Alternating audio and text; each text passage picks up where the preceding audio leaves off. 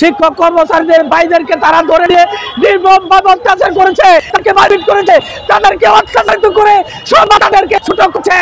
এর আমি পুলিশ বাহিনীদের প্রতি তীব্র নিন্দাতেন এবং পুলিশ বাহিনীর প্রতি আমি অন্তর্বর্তীকালীন সরকারের আমি পুলিশ বাহিনীর বিচার চাই।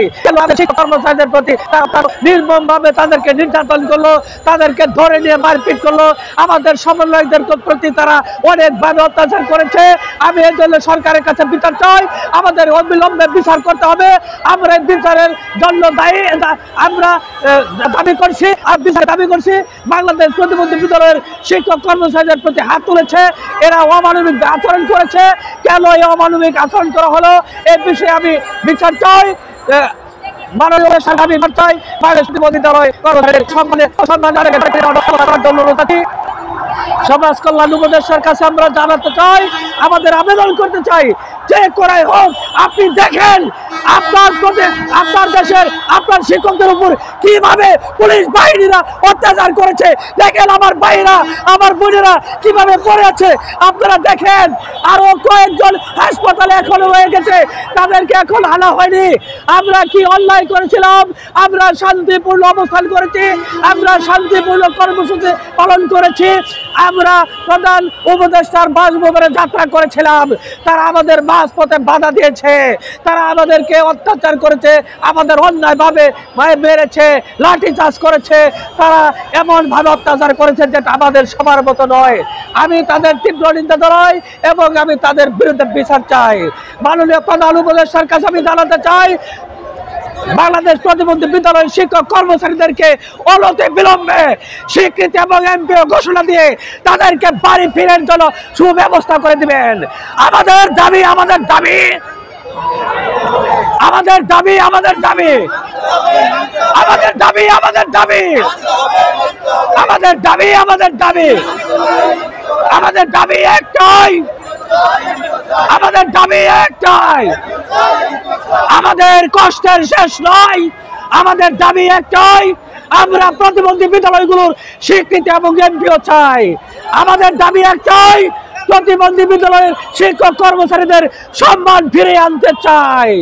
আমাদের দাবি একটাই, প্রতিবন্ধী বিদ্যালয়ের শিক্ষক কর্মচারীদের বেতন ভাতার আওতায় চাই। আমাদের দাবি আপনারা যে করে হোক আমাদের অনতি বিলম্বে শিক্ষক কর্মচারীদেরকে বেতন ভাতার আওতায় এনে সসম্মানে তাদেরকে ঘরে ফিরে যাওয়ার সুযোগ করে দিবেন। আমি মিডিয়া ভাইদের কাছে জানাতে চাই, আপনাদের সার্বিক সহযোগিতা চাই। আপনাদের সহযোগিতা পেলে আমরা অবশ্যই আমরা স্বীকৃতি এবং এমপিও পাবো বলে আশা করি। সমাজ কল্যাণ মন্ত্রণালয় উপদেষ্টার কাছে জানাতে চাই, আমাদের দিকে আপনারা আসুন, খবর বার্তা নেন, আমাদের প্রতিবন্ধী বিদ্যালয়গুলোকে স্বীকৃতি এবং এমপিও ঘোষণা দিয়ে আমাদেরকে সসম্মানে আমাদের গ্রামে ফিরে যাওয়ার সুযোগ করে দেন। শিক্ষকদের স্থানে থাকার সুযোগ করে দেন।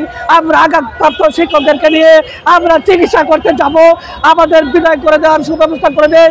আমরা শিক্ষক কর্মচারীদের এভাবে কষ্ট দেখতে চাই না। প্রিয় শিক্ষক কর্মচারী ভাইয়ের আমার, আপনারা ধৈর্য ধরে থাকেন। আমরা যতক্ষণ পর্যন্ত স্বীকৃতি এবং এমপি প্রদান না করা হবে ততক্ষণ পর্যন্ত আমরা মাঠের থেকে যাব। আমরা মাঠ ছাড়বো না, আমাদের রক্তের বিনিময় হলেও আমরা এমপি এবং স্বীকৃতি ঘোষণা নিয়ে যাব। যতক্ষণ পর্যন্ত আমাদের প্রতিবন্ধী বিদ্যালয়গুলো স্বীকৃতি এবং এমপিও ঘোষণা না দিবে ততক্ষণ পর্যন্ত আমরা রাস্তায় নেমে থাকবো, রাজযুদ্ধ চালিয়ে যাব। আমরা ন্যায়ভাবে আমাদের যুদ্ধকে চালিয়ে যাব, আমরা যুদ্ধে জয়ী হব। আমরা এমপিও চাই, স্বীকৃতি চাই, প্রতিবন্ধী বিদ্যালয়ের শিক্ষক কর্মচারীদের সম্মান ফিরিয়ে আনতে চাই, প্রতিবন্ধী বিদ্যালয়ের শিক্ষক কর্মচারীদের সম্মান ফিরিয়ে আনতে চাই। আমি আর কথা বলতে চাই না, আমি এই পর্যন্ত শেষ করতে চাই। আমি মোহাম্মদ হেলাল উদ্দিন জীবন, প্রতিষ্ঠাতা প্রধান শিক্ষক, শুকুর আলী মন্ডল লাল, বালুয়া ডিস্ট্রিক্ট প্রতিবন্ধী বিদ্যালয়, ধামাবাসুরি, মধুপুর, টাঙ্গাইল।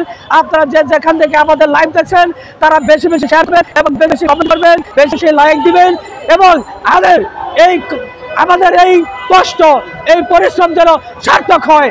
আমি এদিকে সকলের প্রতি ধন্যবাদ জানিয়ে আমি আমার কথা শেষ করছি এবং সকলের প্রতি সকলকে জানাচ্ছি সাদর সম্ভাষণ। আসসালামু আলাইকুম।